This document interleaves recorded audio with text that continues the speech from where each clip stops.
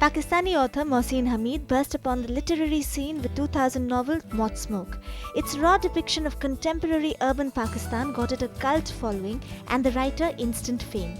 7 years later, Hamid's The Reluctant Fundamentalist on the contentious relationship between the Western world and Islam was shortlisted for the Man Booker. This book has also been made into a film by director Mira Nair.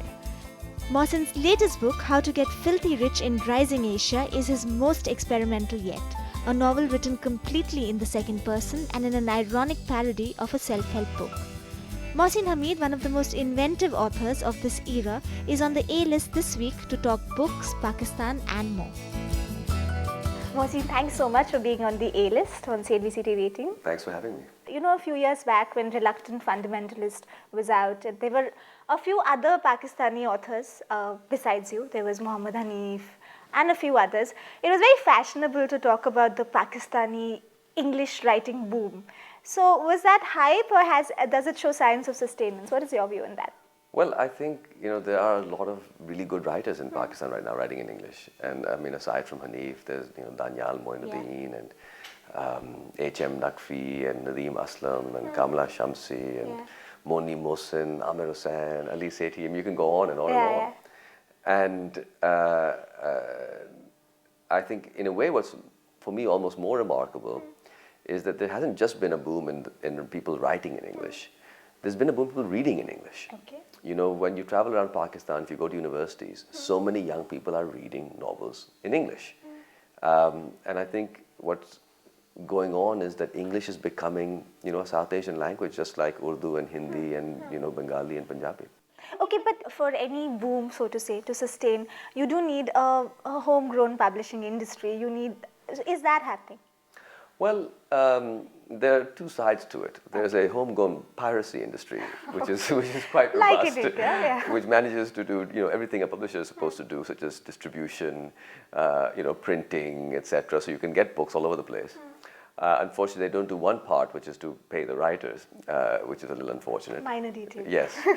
But a number of things are going on. You have a lot of Indian publishing houses bringing out Pakistan-specific editions at Pakistan-specific prices, distributing those in Pakistan. You have publishers like Oxford University Press, based in Pakistan, and others. But I do think, yes, at the moment there is a lack. We don't have in Pakistan the kind of robust publishing industry that exists in India, and we need it. Who is your reader when you write your books? Who is your reader? I don't have a particular person in mind. Okay. I was in Karachi at the Karachi Literature Festival 2 months ago, and this young man came up to me and he gave me a letter. He said, I want to meet you. He shook my hand, he walked away, and I opened the letter. And it said that there's 3 of us in a small town near Rahim Yar Khan. Okay. And which is sort of, really middle of nowhere, Pakistan, at least not middle of nowhere, but far from Lahore and Karachi, the urban hubs. And the letter said there's 3 of us, and we chipped in to buy a bus ticket so one of us could come 600 miles to give you this letter. Okay. And we wanted to tell you that we like your writing, and particularly we like Mothsmoke, and particularly about Mothsmoke, we like the drug and sex scenes. and what that reminded me was that there isn't like a Pakistani reader and an American reader. There's just a bunch of individuals reading books for whatever reasons they're reading books. And that's what's lovely about books. So I don't have a typical reader in mind. I just write books about human beings for human beings. Okay, I mean, just to take you back, when there was the Indian literary fiction boom long back, there was this perception that it was being tailored to suit Western sensibilities or to give them a picture, not deliberately, but to give them a picture of India that sort of interested them or conformed to certain notions. So is that something you have to deal with when you write your books? No, I don't think so, because first of all, I don't know what this Western sensibility is. Okay. This one young man in Washington, D.C. once came up to me and said he was blonde and he's an American guy. And he said, The Fundamentalist is about me. And I thought, that's strange. I mean, it's about a Pakistani guy who grows a beard and goes back home. And I said, what do you mean? He said, well, I went to an Ivy League school and I got a job at an investment bank and I dropped out to become a yoga instructor. And I felt that this story of Chingez was my story. Okay. And, I just realized that the way we think of the Western reader, the Eastern reader, it's not like that, really. The world is not like that. And, I don't try to write novels that are intended for any particular reader. And it's very important to me, among other things, that I have a very large local Desi readership. Okay. You know, when I go onto campuses, you know, you can give a talk in Lahore, not just me, but many other South Asian writers. You know, we had at the Lahore Literary Festival, 2,000 people tried to cram into an auditorium for 850, you know, to hear talks about books by Desi writers. And these are not sort of the, you know, necessarily the elite of Lahore. I was walking across the border from Lahore to India, the Wagah border, 2 days ago. I've never crossed on foot. Half an hour drive from my house is this border. So I get to the border, I walk across, I'm in India, and then I hop in the cab and I go to Amritsar. It's a funny thing, but in the Indian side, the head customs officer, I think he was, said, "What do you do?" I said, "I'm a writer." "What have you written?" "3 books." "What are they called?" I told him. I thought he was, you know, trying to see, am I a spy? Am I lying? Yes. Anyway, he said, "Oh, the Russian Fundamentalist, that book did very well." And chale hamare sath chai piye. And I thought, you know, how interesting that here we are very far from the metropole of Delhi. And the customs inspector is aware of my work. And that, I think, is what's going on. That as much as people want to say that, oh, you know, this is literature intended for a Western audience, the truth is something very different and more interesting. That an incredibly diverse Desi audience is reading this stuff. And that's nice.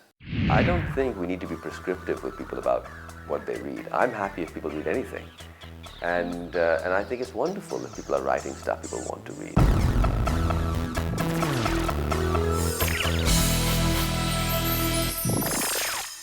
You write shorter novels, and that is very deliberate. And Yes. it is very difficult, isn't Yes. it? Well, for me it's difficult. I write short novels because, you know, what many people tell me in Lahore and even in Delhi, well, not so much in Delhi, but in Lahore, what I've heard many times from people is, you know, this is the only novel I've ever read. You know, from Mothsmoke or Fundamentalist. And I think of my novels as kind of a gateway drug to books. You know, that you pick up this book and you think, I don't know, a book, will it be interesting? And then you read it hopefully quickly and you finish it and you think, first of all, that was fun. Okay. And secondly, that wasn't that hard. And then you think, well, maybe I pick up somebody else's book.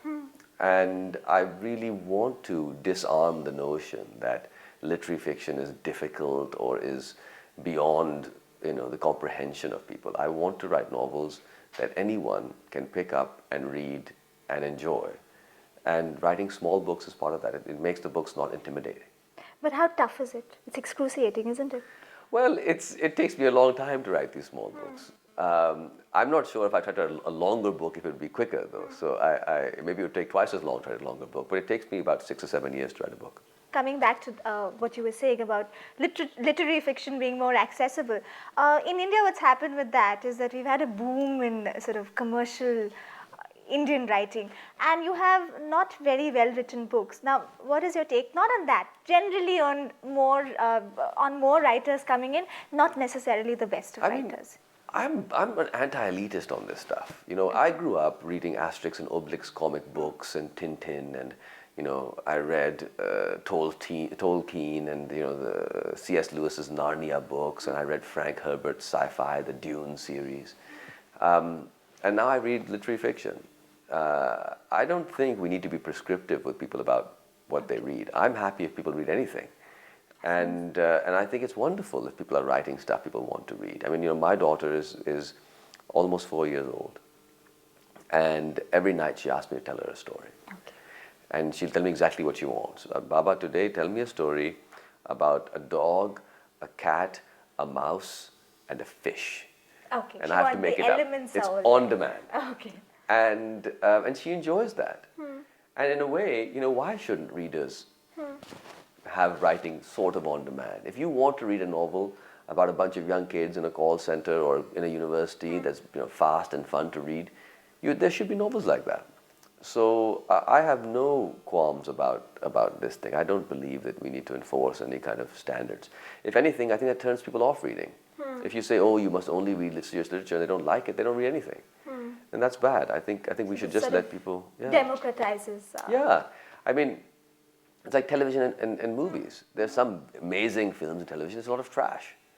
But the whole thing is an ecosystem that works together. Okay, I just want to quote you. Like 5 years back, you had said, Pakistan's purpose in world news today is to frighten mainly. So is that something you still subscribe to? And given that then you move to Lahore, how does it all come together? What I meant by that was not that Pakistan is frightening. It is that mentions of Pakistan in the media are so often connected to stories that are meant to frighten people. But there are other things happening in Pakistan. The Lahore Literary Festival had 25,000 people to show up and talk about books. The universities are exploding. 4 times as many students as there were 10 years ago. But there are troubles too, and there's no doubt about it. I'm not a propagandist who wants to say everything is great in Pakistan. It's not.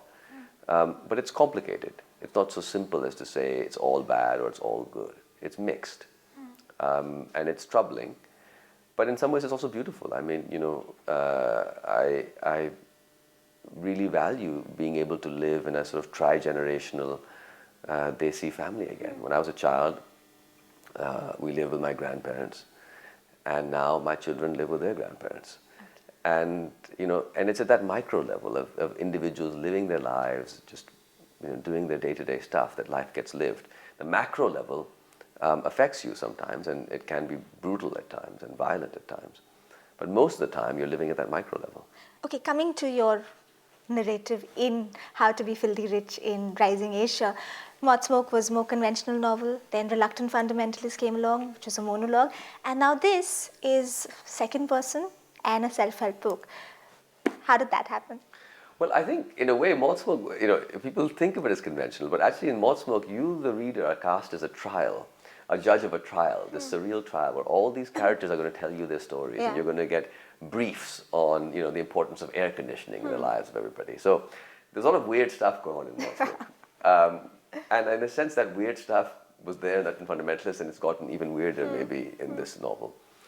Partly it's because of how I believe novels work. I think a novel is the only time that we, contain in our minds the thoughts of two people at the same time. Okay. There are your thoughts as a reader, and the writer's thoughts, which are the words, and they're there too. And so when we read novels, we are briefly two people in a strange way. Yes. We are reader and writer combined. And so therefore, I think it's fun to play with that. It's fun to say, look, let's not pretend this is just happening in some external place. It's happening in your mind. And you are there, and I am there. Let's dance, let's talk, let's hang out.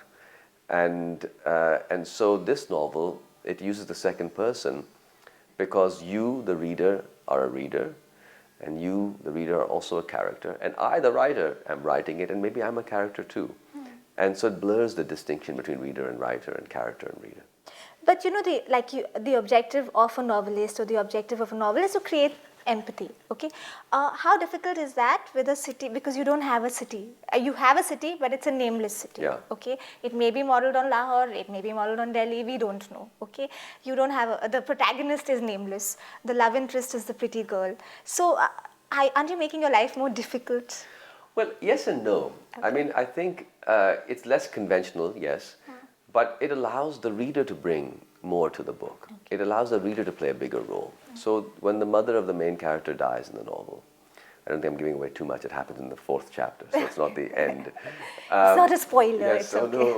No. When she dies, if I gave her the name of, let's say, some girl that I know, some woman that I know, that name might be meaningless to you.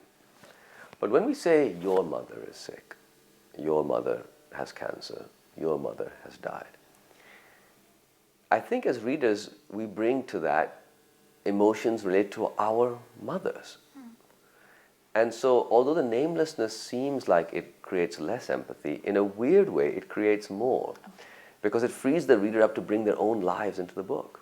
Okay, but when you call your book How to Be Filthy Rich in Rising Asia, it's also, you're sort of making it a continent problem in an Asian identity, Asian economy as opposed to Pakistani economy or Indian economy. Would that be a right interpretation? Well, I'm playing with this idea of Rising Asia. I mean, on the one hand, Rising Asia is true. We know that Asia's share of world GDP is growing up. On the other hand, it's kind of a fiction, right? What is this Asia that is rising? Who is Asia? Asia is not a person. There are many people in Asia whose lives are getting worse, even if the overall economy is growing.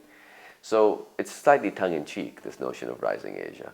But I wanted to play with it because I wanted to have this novel about this great capitalist boom, this great Asian economic boom, as the superstructure, and then to cast a shadow narrative about loss and about love, and that isn't Asian specific in any way. So it could well be set in America, and you've written that there are lots of similarities between Pakistan and America, shocking as that may seem, especially on their notions of hierarchy and elite class perhaps controlling the majority of resources. Well, I think in Pakistan and India we have a very stratified society with yes, a large and indeed growing middle class, but a very wealthy elite and a really poor. And America, in the middle of the 20th century, evolved this big middle class, but it seems to be de-evolving from that in a way. Okay. And you see, the middle class is under real stress, and the very wealthy seem to be getting wealthier, the poor seem to be getting poorer, and the middle class seems to be getting squeezed. And in that sense, it does feel a little bit like Pakistan and India. Too many of us have regarded normalizing relations as something we should do as a reward for the other country behaving in the way we'd like them to behave. I think it's a mistake.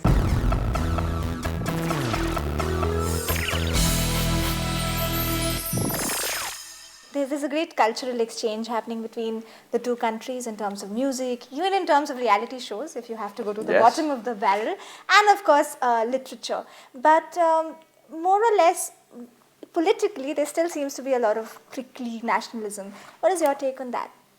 My take on it is too many of us have regarded normalizing relations as something we should do as a reward for the other country behaving in the way we'd like them to behave. I think it's a mistake. I think what we ought to do is try to normalize relations, and we might find that our problems go away. In other words, I walked across the border to India, and if you and I, after this interview, hopped in a car, we could be in Lahore a little after dinner time. And have some of that gorgeous food. Exactly. And that reality would do so much to get rid of the suspicion and the anger and the hatred that people have for each other. The unnaturalness is not being allowed to see each other. It would be much more natural to interact. So my own feeling is instead of saying, oh, we should not see each other because we're prickly, mine is let's see much more of each other and we'll get less prickly. Okay, and this might come across as a very naive question, but how tough is it to be a liberal voice in Pakistan, in modern day Pakistan? I think, Pakistan is a cacophony of voices. Okay. There are people saying all kinds of stuff. And some of them are, much further out there and more liberal than I am, I am sure. It is not the case that in Pakistan you only hear conservative voices or you only hear certain kinds of thought. If anything, in the Pakistani media, I think you hear many more dissenting and critical voices than perhaps you hear in India. And the reason for that, I think, is the Pakistani state has so often been a dictatorship or been something that people don't feel that they picked for themselves. So people feel more confident criticizing the state. Whereas in India, there's still, I guess, more of a lingering kind of patriotic deference that does occur, where people don't want to say bad things about the state. I think in Pakistan, there are lots of voices, and that's good. Is it too early to ask you what you're moving on to, since you take 6-7 years to write a book, or should I be meeting you after 7 years? You'll have to be listed a few years. What I'm immediately moving on to is I get to go to New York and be with Mira Nair as the film of Dr. Yes, of course, The Reluctant Fundamentalist. Which is should be a lot of fun. And how tough was that, converting, like you said, you co-wrote the first draft of the screenplay.